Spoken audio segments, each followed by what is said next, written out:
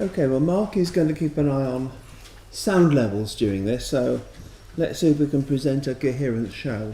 I'm standing here today as chairman and as treasurer, the latter for the last time, because we have a new one, Nathan, who's taking money at the back, and he'll be presenting the accounts next year, I hope. So the danger is that I'm going to waffle on for hours, so I will do my very best not to. So I've written here, welcome, etc. Well, welcome everybody. It's lovely to have you all here. We'd love to fill the hall upstairs and maybe another year, but it is good to have a representative turnout of old friends. And welcome to everybody who's viewing at home. I'm sure there's roughly 1,000 more people watching on YouTube if they've found the correct link. Now, the first job of the chairman on this annual occasion is to say thank you to all the officers and trustees who've served over the year and to welcome new ones. Now, the Board of Trustees is growing. My job as chairman, I'm 1 year into a 3-year term as chairman. I think there's no remission for good conduct. But my job is to ensure continuity, and so we have brought in a few new trustees to ensure that we can continue to do all the various jobs that keep the society going and hopefully keep you interested and attract some new members. I'd like to begin just by remembering the president that we lost in the last year, Sir Andrew Davis. We haven't seen a lot of him. We were going to see him at an AGM, but illness prevailed. It wasn't widely known that he was ill for a few years prior to his death. And on the one occasion when he was going to come to an AGM to talk to us, he was unable to travel. But he was a great man. It was a privilege to meet him on a couple of occasions. He did a lot for Vaughan Williams. I remember talking to David Wilcox years ago, another great Vaughan Williams supporter, and he thought Andrew Davis was the best of them. He was a very special person, and so he was. And so, of course, I've announced this week that Martin Brabbins has kindly consented to be our new president. Martin has also done quite a lot for Vaughan Williams. He's recorded the 9 symphonies and many other works. I had a quick look at Jonathan's wonderful list the other day, and I reckoned after eliminating 1 or 2 duplicate entries, because some things get issued twice, I reckon there's just a few more than 30. Is that about right, Jonathan? Yeah. And of course, we were responsible for 2 of them. He worked with us on our Grammy-nominated disc, Discoveries, and much more recently on Vaughan Williams on brass. So we're very proud to have Martin Brabbins as our president. Now then, meanwhile, I'm kept in line by 3 vice presidents, all of whom give me support when required. We have one here. Thank you for coming, Hugh. Stephen Connick also gives me a lot of support. And as for Roderick Williams, well, of course, we've recorded Roddy on many occasions, and I hope we haven't seen the last of that either. I'm kept in line among the trustees by 2 vice chairmen, Mark Hammett, who's sitting behind the laptop there, who has been membership secretary, and his main job now, apart from being vice chairman and keeping me in order, is organising meetings, and he's organised this one, and he's taken it very seriously. He's made several visits to Cecil Sharp House, and the fact that it's running quite well today is down to him, so thank you, Mark. And Martin Murray, who's been our secretary, here's Martin, who's been our secretary for many years, and does a tremendous job as secretary and also as a proofreader. Now then, just quickly running through all of the trustees, David Aston to my left is our hard-working membership officer. Is it 2 years now, David? It is. It is. Oh, God, it seems longer, but... I couldn't agree with you more, Mr. Chairman. He does a fantastic job. He's full of ideas, some of which are very good. Some are not. No, nothing. Graham Munsey, who's here somewhere. Where's Graham? Give us a wave. Graham's at the back there. Quite right too. Graham's our information officer, and our man in the West Midlands, I suppose, Malvern. And Graham responds to queries from members and the public, and I think he gives them a pretty good service. Isn't that right, Graham? Karen Fletcher, who's missing today, doesn't miss many AGMs. She threatens she's watching on YouTube, so I can't be nasty about her. Karen's our information officer, and she produces all the other newsletters that don't come from me, and they're the ones mainly with information about new recordings, forthcoming concerts, all sorts of stuff like that. And I know how hard it is to put those newsletters together. It's really hard work, so thank you, Karen. Keep up the good work. Ted Kasser is also absent. He designed the journal for many years. He designed a fraction under half the journals we'd ever produced when he retired. I think he'd produced 44 out of 89.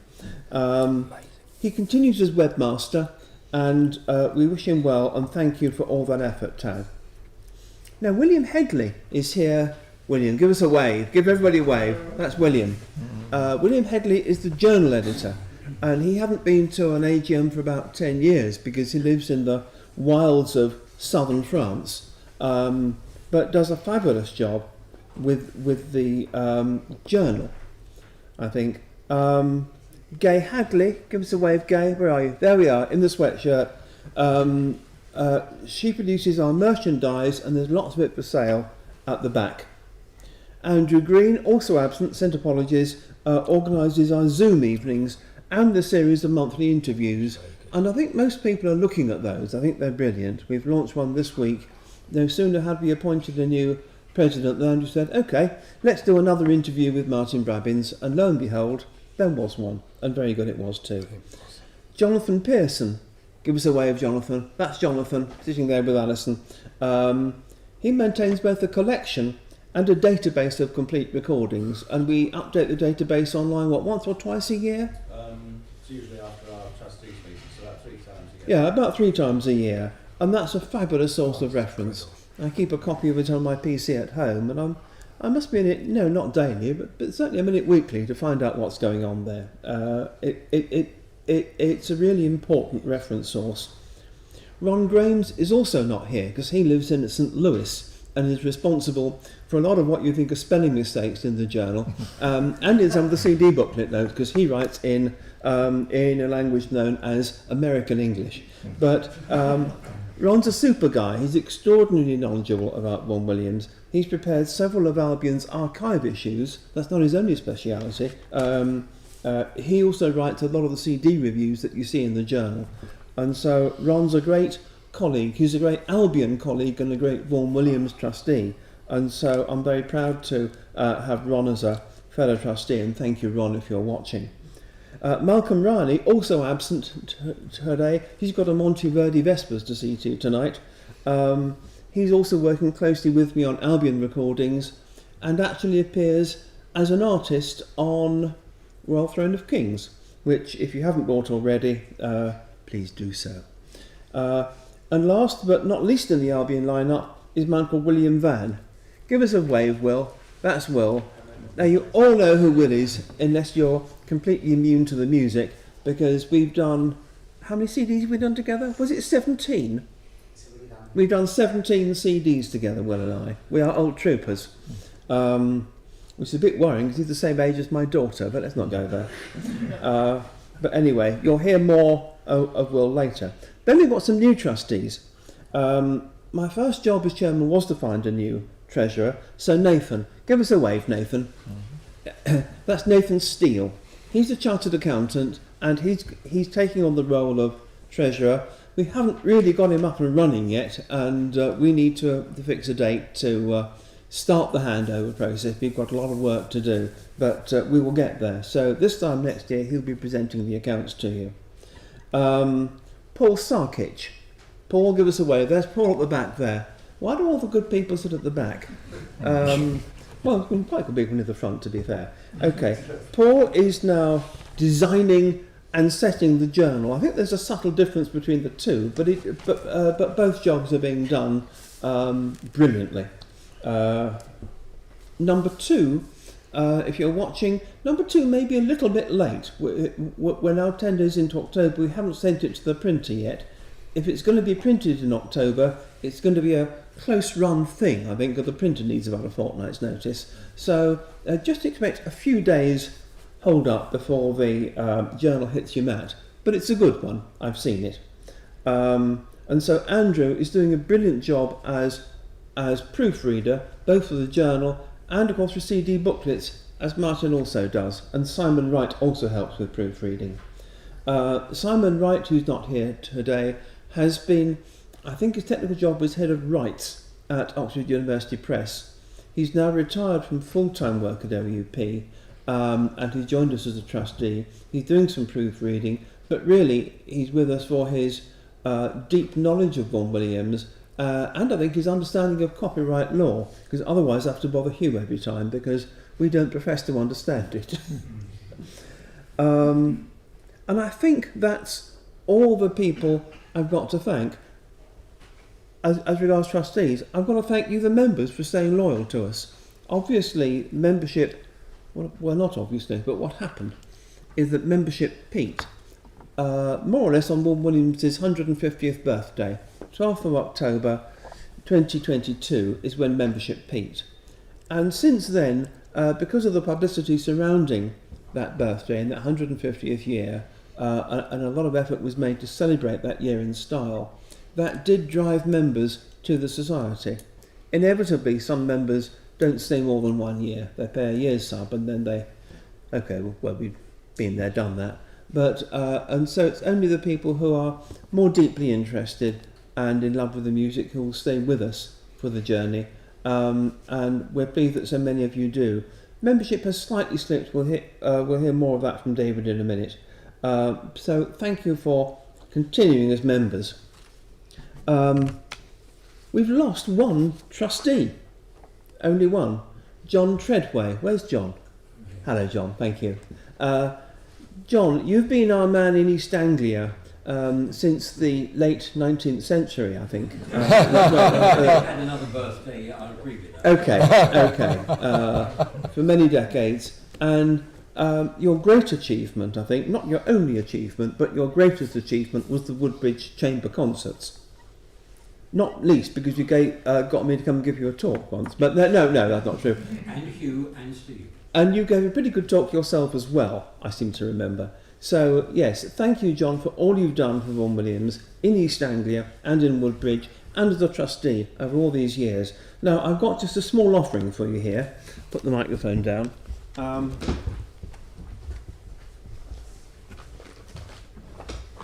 got, if you'd like to come up, and the camera might just catch you in cameo.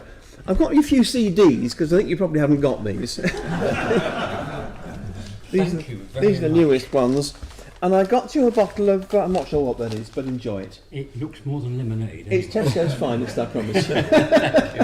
Can I just say a word? Yes, John? please do. We'd love you. Do you want to take Just put those the down on the microphone floor. for everybody? Yeah. We'd love to hear from you. I don't know whether you know the Victor Hugo phrase, which is that music actually expresses what words often can't, and it needs to be said. And I think that's very true with Vaughan Williams, who actually wrote to or responded to a school in Swaffham who wanted to have his name as one of their houses. State school, I was a state school head teacher, but I never had that, and I don't think many do now. And he wrote back to them and he said that what music does, it expresses that which is beyond fact. In fact, it's like looking through the magic casements to see what lies beyond.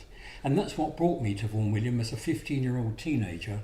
Tallis, obviously the Fifth Symphony, the Mass, and not long after that, the Pastoral Symphony.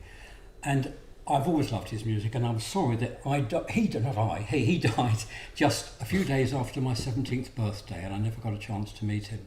But John, thank you for thanking me for the Woodbridge concerts. I was also really delighted to do the first concert at Leith Hill Place when it opened, and one in Cheltenham with the Elgar Society, and then finally we got home to the Royal College of Music for a concert there.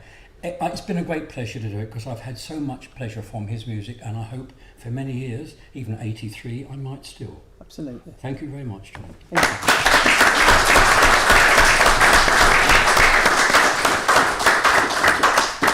Thank you, John. That's brilliant. And thank you for reminding me of all the things that I had completely forgotten about. Everyone does so many things. I should be a compendium of everything that everyone's done, but I'm not. I'm hopeless. You know, next week if I pass you in the street, I shan't remember who you are.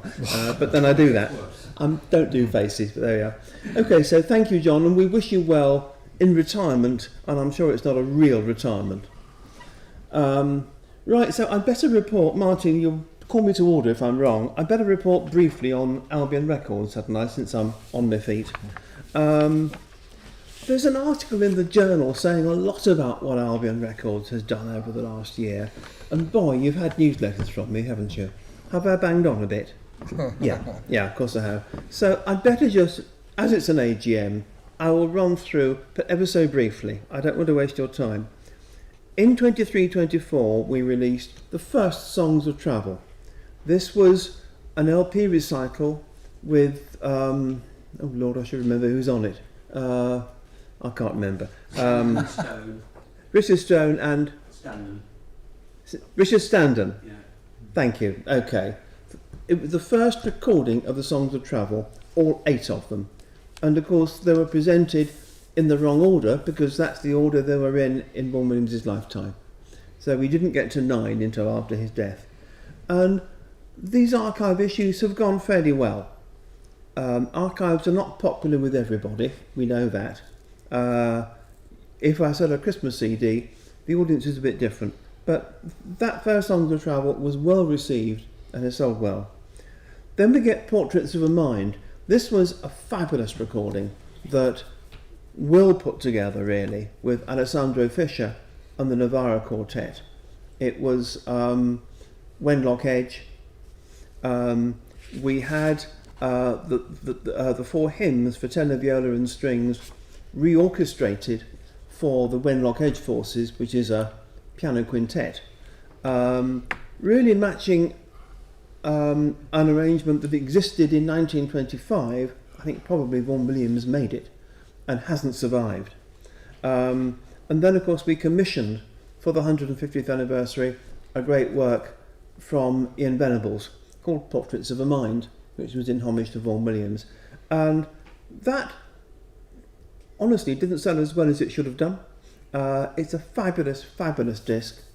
It made Gramophone's shortlist of 6 in its category in the recent awards process. But sadly, they only published the top 3 in the awards issue, and it didn't make the top 3.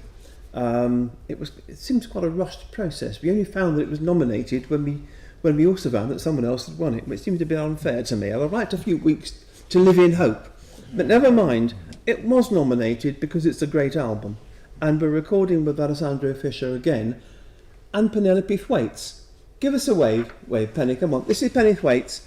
Penny is, I hope you will know that name, because Penny is a great pianist, musician, composer, I think, yes, and of course Granger specialist. And we've got the most fabulous CD that we've made recently together. I've got final audio in the last week, Penny. It's called I Have Lived and Loved, which you will recognise instantly as coming from the 9th Song of Travel. And we've got Catherine Rudge and Alessandro Fischer and Penelope.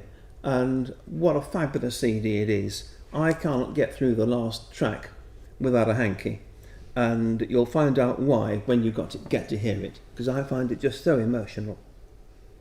Then we get to Serenade to Music. This was a brainwave of Stephen Connock who put it together. You've got the 1938 first recording of Serenade to Music, made just after the first performance with Henry Wood, with of course Old Timbers conducting it. And that's been refurbished, but it's been refurbished many times before. It's widely available. But then Stephen had the bright idea, why don't we have a look at the 16 singers who sang it and have a listen to what each of them sounded like on their own. And so we got 16 tracks. So with the Serenade to Music we got to 17, and then said, Stephen, who's just so knowledgeable, said, but Keith Faulkner would have been one of the 16, but he was in America. Someone stood in for him. Let's Hear from Keith as well. So we've got 18 tracks. That has sold surprisingly well. It's a lovely album. It caught the imagination of the critics and of the public, I think. I've got a few for sale at the back unless you've sold them all already. Then we come to another Ron disc, the Grinker Legacy. Hands up anybody who'd never heard of Frederick Grinker. Yeah, a few hands. Not a big name, not one of the really big names, not a Menuhin, not an Oistrakh. But nonetheless, he was a more than competent violinist. He had a great solo career, and he was often the lead violinist for the Boyd Neal Orchestra. And so there are some first recordings on that disc, and we've got his Vaughan Williams recordings there. That's at the back. If you haven't got it, do pick one up. It's not, the sound's pretty clean, so sound doesn't get in the way of enjoying the music, is what I'm saying there. Royal Throne of Kings. We were not totally happy with the Shakespeare disc that we made about 10 or 15 years ago, and we're not going to be selling it anymore. We've been saying for years we'd make a new one, and we do it very well. I think we have done. We've got various suites from the Shakespeare music that Vaughan Williams left behind at Stratford-on-Avon in 1912 and 1913. We've got a concert fantasia from the Richard the... How do you get my Richard's model up? Is it Richard II or III, 1944? Who can tell Second, me? I think. Sorry? Second, I think. Richard II, 1944. He wrote it for the BBC, who paid him £65, and they never broadcast the play. I think they just felt that the play didn't gel with the way the war was going, and they didn't want to broadcast Richard II, and so they never did. And so the music sat there, and we've got this lovely fantasia that's been made up from the music. We made one or two Shakespeare arrangements. We've got a lovely Shakespeare arrangement of Dirge for Fidele, which is currently on Apple's Classic FM playlist. It's doing rather well. And because it was a bit of an orchestral material sandwich, we interposed 5 Shakespeare songs, which we recorded with Will's chorister, Eloise Irving, and Malcolm, just to break up the orchestral recital. And I think we've got a lovely disc there. That's being taken up by the critics. We come to a Christmas Fantasia or Fantasia? Hands up anybody who thinks it should be pronounced Fantasia. And who's up for Fantasia? Right, we three. Can I vote in Vaughan Williams as well? He would certainly have pronounced it in Italian. He liked using Italian terms because for Vaughan Williams, English music stood firmly on the international stage. He could have called it a fantasy, as Howells always did when he talked about this or the Tallis work. He always called it a fantasy, and so it is. Anyway, we've got a Christmas fantasy, which has got fantasies by Vaughan Williams and Holst, lots of carols by other people. Who's the really obscure composer we picked up, Will? Oh yeah, a guy called Vaughan, that's right, him. Well, okay, so we've got a nice carol from Will, which is standing shoulder to shoulder with all the other better known composers there, and it's a fabulous disc. It's available at the back. I bought 100 of them, so do remember Christmas is coming, and if you've got any friends left, coupled with that, on the back of that we've done carols from Herefordshire. The story here is really interesting. Vaughan Williams and Mrs. Ella Mary Leather, who was a sort of middle class lady who was into folklore and good works. She ran the Red Cross Hospital before and during the First War, and she collected folk songs and folklore. She wasn't a musician, so she had to get a phonograph to record people, and Vaughan Williams would then transcribe the cylinders. Just imagine it, not many of which survive. So in 1920, when the collecting was more or less done, Mrs. Leather and Ralph Vaughan Williams published jointly the 12 traditional carols from Herefordshire. Now, what's a carol? Once in royal day. No, it's not one of those. They are folk songs and the texts are distinctly folky, and some of them really wouldn't go down well in church. They document altogether apocryphal things, some of which are great antiquity, but your average vicar wouldn't have one in his or her carol service. So you've got these slightly oddball texts, and often quite a mixture of verses. You have to select your verses carefully. Some beautiful music, and Vaughan Williams made 2 arrangements. He arranged all of them for a 4-part choir, unaccompanied, and all of them for a voice with piano. Now in 2011 we recorded the voice and piano version. Derek Welton, Ian Burnside, great artists both. I've seen Ian Burnside recently. He's very pleased that we've re-released these, and Derek Welton also I've been in touch with, and he's also very pleased. So you've got 12 voice and piano versions. The 4-part choir versions were generally unrecorded. Where they have been recorded, they've generally been with organ.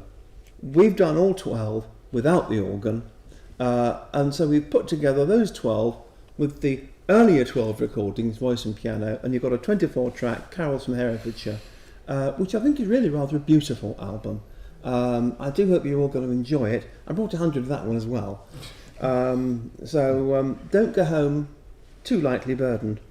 Then Romance and Reverie. Now that's a slight oddity in our stable because it wasn't originally for us. Chris Cope, who runs the Holst Society, was very anxious to bring it out in this 150th Holst year.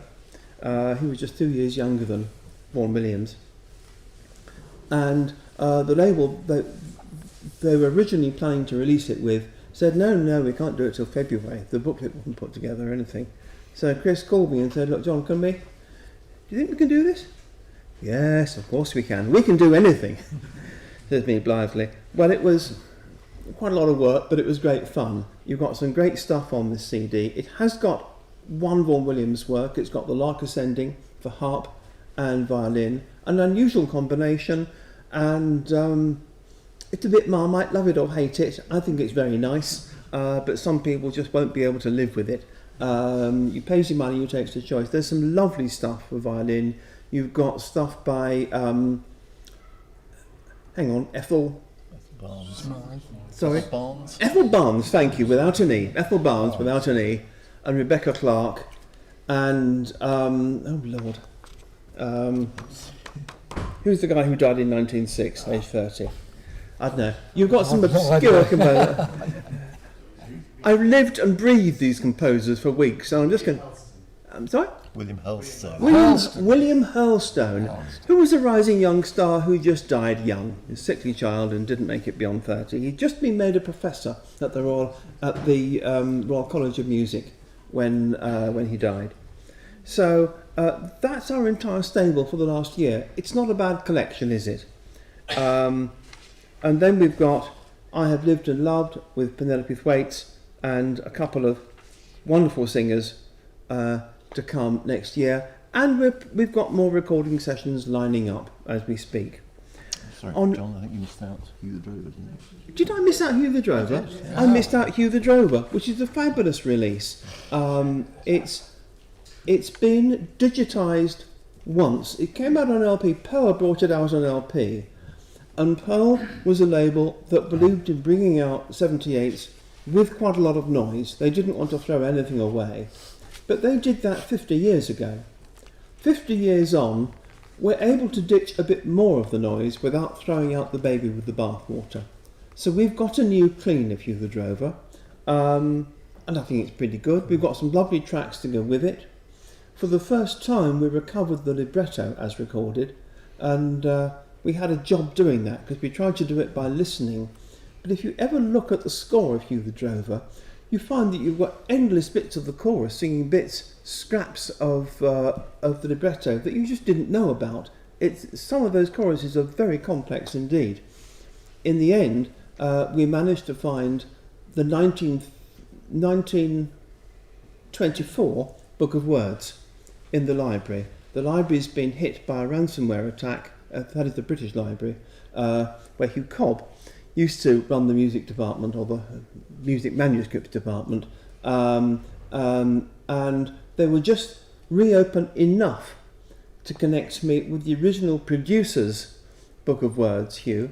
The original producer's vocal score with interleaved notes on staging, and the printed book of words, and indeed their backup microfilm of a manuscript. Between that lot, we just about managed to pin all the words down. So that's been very well received. So if you haven't got it, do grab it. The power and the emotion in that disc, I think it eclipses the much more complete, more recent versions. There are two of them. But I don't think you'll find anything as passionate as Hugh and Mary in that 1924 recording. I found myself just singing it in the shower, mainly Mary's bits, so I won't try to reproduce that for you now. Okay, and just on recordings, I just want to give one special mention. We've got special connections with a number of conductors. We only appointed one of them as our president, but we've enjoyed meeting Andrew Manzi in the past, and I'd just like to remind you that he just received the Orchestral Award from Gramophone for his Onyx recording on with the Royal Liverpool Philharmonic Orchestra of Job, and we think that's a great achievement for him and for Vaughan Williams, because Job is an insufficiently known Vaughan Williams work. To my mind, it's almost the 10th symphony. You could almost think of Job as the pivot about which his entire repertoire turns. That's what I think, but other people will have much better ideas. Okay, now I think that's all I want to say as chairman. Any questions before I ask Martin to tell me where to go next? Can I just say, John, that Job's being performed in Chester Cathedral on the 9th of November, if anyone wants to go. You did mention that. There's a long way, Chester Cathedral. I'd love to go. Are they dancing it or just playing it? Sorry? Are they dancing it or just playing it? Just playing it. Just playing it, okay, yeah. John, it's also at the Royal College of Music early in December, played by the Royal College of Music. Is it now? Along with Britain's Frank Bridge Variations. Okay, thank you for that. It might be interesting in Chester Cathedral because there's a passage in Job, I think it's in Satan's Dance, where Vaughan Williams said that if there's a sufficiently powerful organ with lots of 16-foot reeds, you can dispense with most of the orchestra and just have the organ and trumpets. And there is one recording which does so.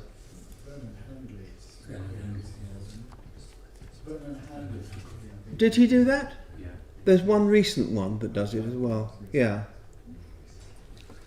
I can't remember which one, but there have been a few. Andrew Davis played the organ on his version, didn't he? Did he now? Yes. Thank you. Thank you. Okay. Mention free CDs. Oh yes. I think I've tried to waylay you as you came in. I'm sorry, people at home. Just sort of go make the tea for 2 seconds. I've got a lot of CDs on that left-hand table, my left-hand table, the one near the door at the back. They're free. I've got thousands of CDs at home. I need to reduce the burden of CDs. I may need to put some in the bin. Please take as many CDs away from that left-hand table as you can. Christmas is coming. They're not by any means rubbish CDs. They're CDs that were well received, well reviewed in their time. I mean, heavens, you've got Fairchild of Beauty on that. It's one of the best CDs we've ever made. In fact, it's a double CD. It's still got the only recording of the Bridal Day. It's a fabulous CD. I'm giving it away because I've got 973 of them. And I did reprint. I probably should have reprinted a smaller number. But no, please, take CDs from that left-hand table. If you want to give us a donation, that's fine. If you don't, well, frankly, that's fine too.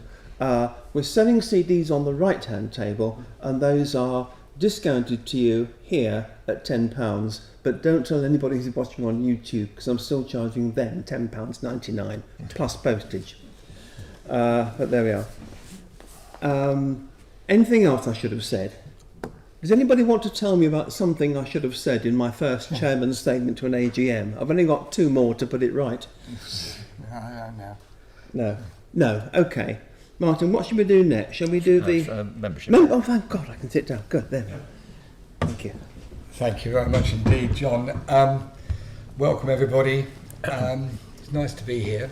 But I think after listening to our chairman for the last few minutes, I think that this society, coupled with Albion Records, is in a very, very, very good position at the moment. And I think we should put our hands together and thank Mr. Thank you.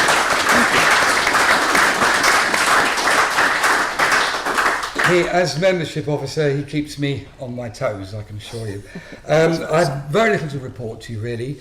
Only I'd just like to bring your attention to the annual report, that under membership it says that as of the 31st of March, the membership totalled 1,048. As of today's date, the membership totals 1,046. So we have only lost 2 members since March, which I'm very pleased about. And going forward, looking forward to the future to try and gain some more membership, I've looked back in the records of those members who have resigned since 2018 to 2022, and those who didn't renew their membership because they didn't pay their subscriptions. There are over 250 of these people, and I've now composed a letter and I'm going to write to them. Because I think sometimes people say, oh, I'm not going to do it for 1 year, and then they may regret it. So I'm going to just try and jog those 250 people's memories. Even if we only get 10%, it's 25 new members. So let's see, I'll report back to you on that. But apart from that, everything is in good order. I hope that everybody sitting here today has paid their subscriptions. Otherwise, I shall be having words afterwards. Thank you very much indeed.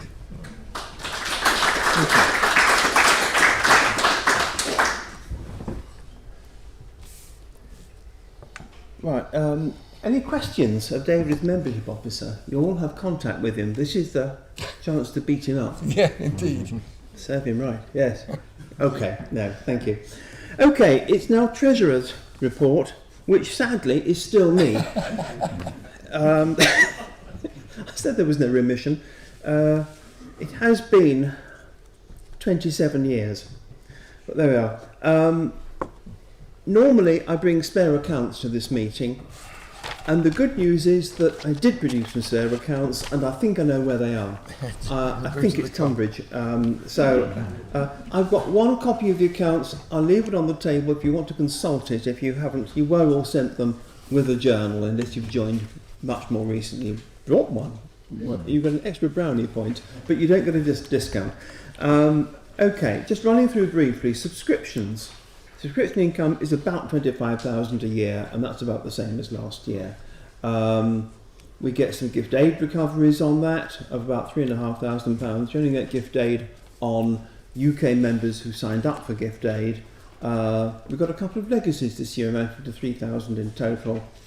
And quite a bit of interest, because interest rates were high last year. We've got a bit of money sitting there with Nationwide. So, general fund income was £35,000. Expenditure was rather low because we didn't give so much away last year.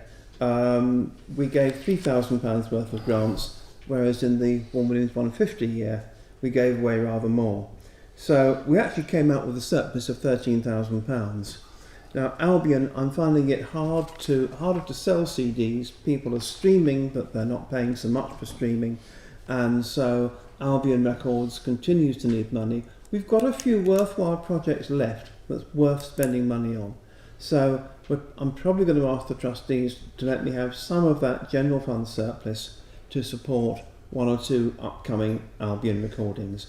In the Albion column, we did have £22,000 worth of donations.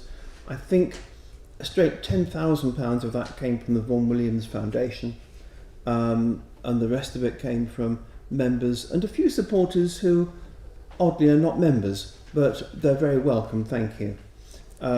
Recording sales were down from £50,000 to £18,000 as expected, because we didn't release so many in the year. But nonetheless, we've got almost £30,000 in the Albion Fund, much of which I've spent since the year end, because I'm talking about the year ended last March. So, a healthy state of affairs. I can turn the page to the balance sheet.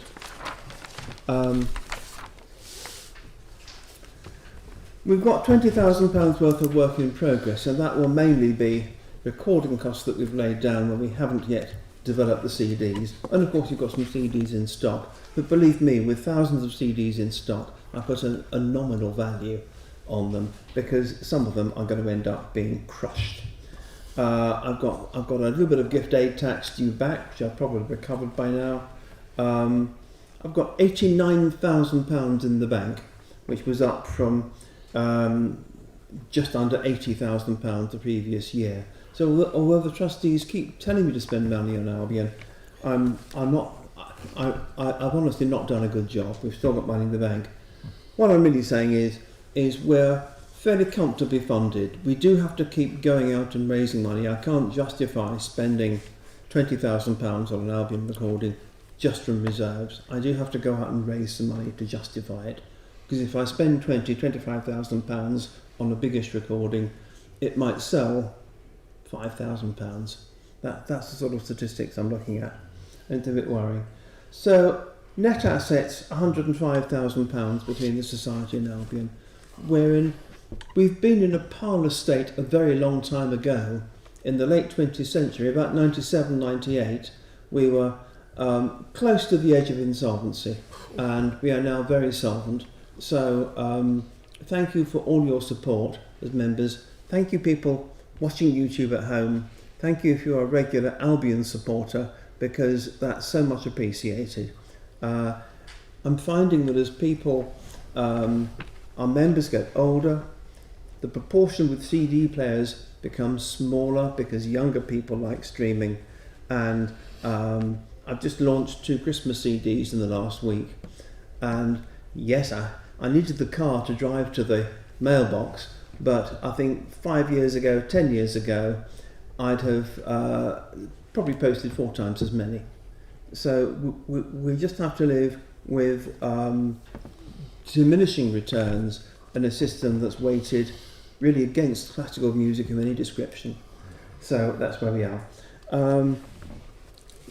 That I think is all I want to say about the accounts. Any questions before anybody proposes that we adopt them?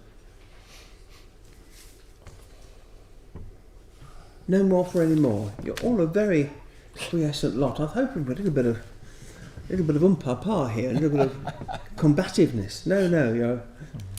An observation. Unused CDs that you're thinking you can destroy make very good drink smells. Well, I've heard that. Yeah, there are all sorts of things. Have you seen? Did I show you how many CDs I've got? When I visited you, yes. Yes. I don't drink that much. No, not for want of trying. Sorry. Is there any reason why you can't give the CDs you say are going to be crushed? Is there any reason why you can't give them to charity shops? I probably will give a lot to charity shops, and we'll take them to odd church services that we go to. We will, yes. But okay, the money's not going to the Ray 4 Million Society, but at least it's going to a good cause. well, I think that's right. But I think even charity shops are finding CDs difficult to get rid of now. That's true. They are. And also DVDs, because everyone's on Netflix. Yeah. If I turned up at my local Oxfam with 20,000 CDs. I didn't work for a charity shop. We do get through DVDs. Do you? You won't take 20,000. No. I will take... I'm hoping not to take too many of that lot home on the left-hand table. I'm hoping you'll all do me a favour, just take a few home. Think of the neighbours. Think of your local charity shop if necessary. I don't mind. But just get rid of a few if you would. John? I was going to say, which some of you may know anyway, that Foyle's Bookshop in Charing Cross Road does have a CD section, and they do, from time to time, take second-hand CDs. I'm not saying they take all one of you. It might be worth inquiring to see if they'll take any at any particular time. It might be. We do sell through foils. We actually made some posters for foils about 18 months ago and had some Albion posters up in the shop. And there is the real problem with foils, also windows in Newcastle, is they put the CDs so many floors up Yeah. that the people who still buy CDs Can't get up there with their sticks. Charing Cross Road, there's a lift, and it's on the Yeah, yeah, yeah, I know. But, Yeah. but it's just a thought. I mean, I don't know, you know, they don't take second-hand CDs all the time. You have to contact somebody called Jim Elliott, who will from time to time say, yes, come along. I know Jim Elliott. Yes, Yeah. yes, yeah. I mean, He doesn't work there full time, does he? I'm not sure how No. he works full time or No. not, but if you email him Foyles and ask him if he's interested in taking any of them, he may come back and say, oh yes, we'll have some. I'll think about that because he's selling this. If I'm not careful, he's selling the same CD at full price. Yeah, that's another issue. That's the danger. That's the danger if you go to a big shop like that. I'm more interested in charity shops, I think, than in the very, very, very few remaining shops that actually sell CDs over the counter. Yeah. There are very few left. Possibly, is it Heifers? Yeah. Sorry. Could you tell us what the return through streaming is compared to the return on a CD? It's a fraction of a cent for a stream, but we stream in thousands. Critically, the thing to do is to get onto a playlist. I mean, we've got our new CD, Royal Throne of Kings, at the back. One track from that, Dirge for Fideli, is today in the Classic FM Apple playlist. And I can tell you that is streaming ahead of anything else we have. Our number 2 streaming track is from our CD, You May Have It, Come Back to Me, film themes played by Jane Chi about 15 years ago. It's our consistent best streamer. It is. We're hoping to record with her again later, but we'll be recording Vaughan Williams. Any more? Okay, well, Martin, shall I call for someone to propose an adopt, or do we just ask for a vote? Do we adopt the accounts? I think you can The propose account. it. Yeah. Okay, the accounts have been approved by the trustees. Is the annual meeting happy to adopt them? Yes. Very good. Thank you very much. Martin, the next item is re-election of trustees and independent examiner. Now, it cheerfully says on the notice that the trustees are as detailed in the annual report. Well, actually, we've added to them since then. So we had better just detail the additional trustees, or... Well, I think you've already run through them, haven't you, as the people you mentioned earlier on. So it's, Okay, I've run through the entire list of trustees today, which include the ones who are as detailed in the annual report, if you've got it with me, and they do include several that we've appointed since then. Paul Sarkic, Simon Wright, Andrew Slater, another one, Nathan Steele, the treasurer, yes. Okay, so with those 4 additions, are we happy to re-elect the trustees? Thank you. Could I also express my thanks to Trevor Lane, our independent examiner, who's been doing this for quite some years, and I hope he's ready to examine us again. We might need new arrangements once Nathan is underway, but for the moment, can we reappoint Trevor Lane as our independent examiner, which, by the way, for the avoidance of doubt, is not an auditor. It's a less onerous examination. But I tell you, Trevor gives me a thorough going over. Now, okay. Then I think it's any other business. How's the time gone? 3:20. We're a little bit early, that's great. Any other business? Yes, Andrew. You haven't raised the fact that we've got lapel badges, which have been a request of mine at 2 previous AGMs and largely discounted as a realistic option. So I'm impressed. Thank you very much. Gay has made these lapel badges and a number of other merchandise items which are for sale at the back. Please do take some. We decided, Gay suggested when she arrived earlier that she would give one to everybody arriving. They've been a bit contentious because we would quite like to give one to every member, but are we just going to post one willy-nilly to every member? No, we are not. They're a bit lumpy. Are we going to put one in with the journal? No, we are definitively not, because that would damage the journal, and we're not going to put up with that. So for the moment, we've got these nice lapel badges. Do you think I should put them up for sale on the website? I think you can do, but I think it's going to cost you more. to actually send it out. Yeah. That is my concern, especially to America. The minimum Yeah. postage to America is £6.50. Yeah, and I think with the badges that we've given out today, I think if people can wear them Yeah. and promote it and do that way, I think you're going to get far more people interested and talked about. That's very good. Thank you, Gay. Okay. Any more for any more? Any other business?